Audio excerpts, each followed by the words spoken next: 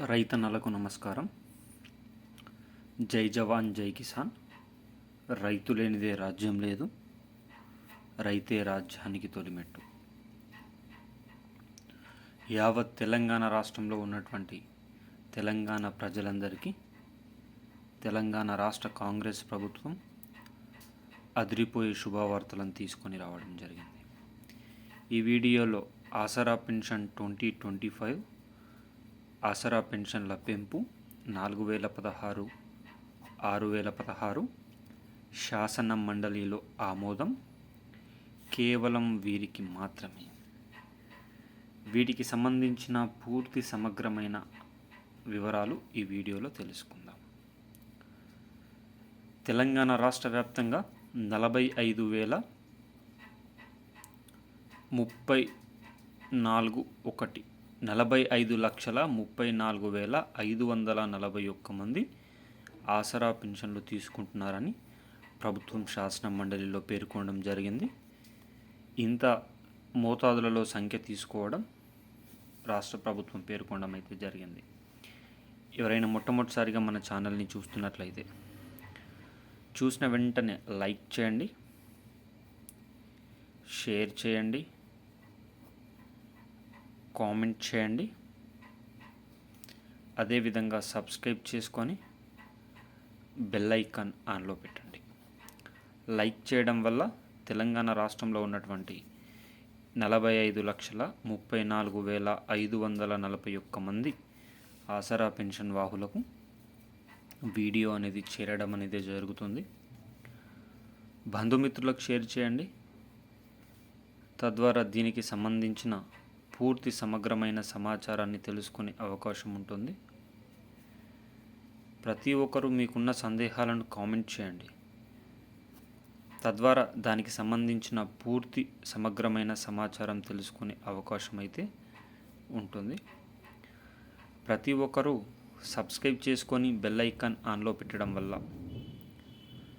మన తెలంగాణ రాష్ట్ర ప్రభుత్వం నుంచి కానీ, ఆంధ్రప్రదేశ్ రాష్ట్ర ప్రభుత్వం నుంచి కానీ, అదేవిధంగా కేంద్ర ప్రభుత్వం నుంచి కానీ ప్రభుత్వాలు ప్రవేశపెట్టేటటువంటి ప్రజా సంక్షేమ పథకాలు ఎప్పటికప్పుడు సమయానుసారంగా, నిర్దిష్టానుసారంగా లోపభూయిష్టమైన సమాచారంతో మీ ముందుకు తీసుకొని రావడం జరుగుతుంది.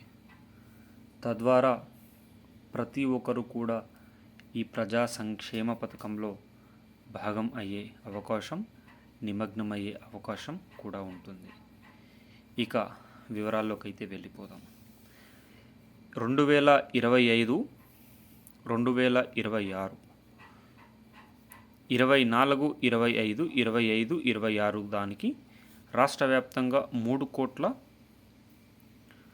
పైచిలుకు బడ్జెట్ని 3 లక్షల కోట్లకు పైచిలుకు బడ్జెట్ని ప్రవేశపెట్టారు. ఈ బడ్జెట్లో తెలంగాణ రాష్ట్ర వ్యాప్తంగా వ్యవసాయ రంగానికి, అదేవిధంగా నీటిపారుదల రంగానికి, సంక్షేమ రంగానికి, ఇలా ఎన్నో రంగాలకు ప్రభుత్వం కేటాయించింది. ముఖ్యంగా ఈ సంక్షేమంలో రైతు బంధు, రైతు భరోసాకు 18,000 కోట్ల రూపాయలను ప్రవేశపెట్టడం జరిగింది. ఇప్పటికే కేసీఆర్ ప్రవేశపెట్టిన రైతు బంధు ప్లేస్లో రైతు భరోసాగా మార్చి 3 ఎకరాల వరకు కూడా పూర్తి చేయడం అయితే జరిగింది. మిగతా 5 ఎకరాల నుంచి మిగతా పైన ఉన్న ప్రతి ఎకరానికి కూడా ఏప్రిల్ మాసం వరకు డబ్బులు పడే అవకాశం ఉన్నట్లు తెలుస్తుంది. ఇది ఇలా ఉండగా రుణమాఫీకి సంబంధించి ఎలాంటి నివేదిక అయితే మన బడ్జెట్లో అయితే పెట్టలేదు. మరి 2 లక్షల పైన ఉన్న వారికి ఎప్పుడు మాఫీ చేస్తారో అనేది తెలియాల్సి ఉంది. ఇక ఇది ఇలా ఉండగా దళిత బంధుకు సంబంధించి 2వ విడత చెక్కుల కోసం వేచి చూస్తున్న ప్రతి ఒక్కరూ కూడా నిరాశ చెందారని చెప్పుకోవచ్చు.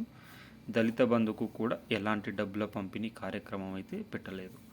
కానీ మనకు గ్యాస్ సబ్సిడీ డబ్బుల కోసం మళ్ళా 723 కోట్లను ప్రవేశపెట్టింది.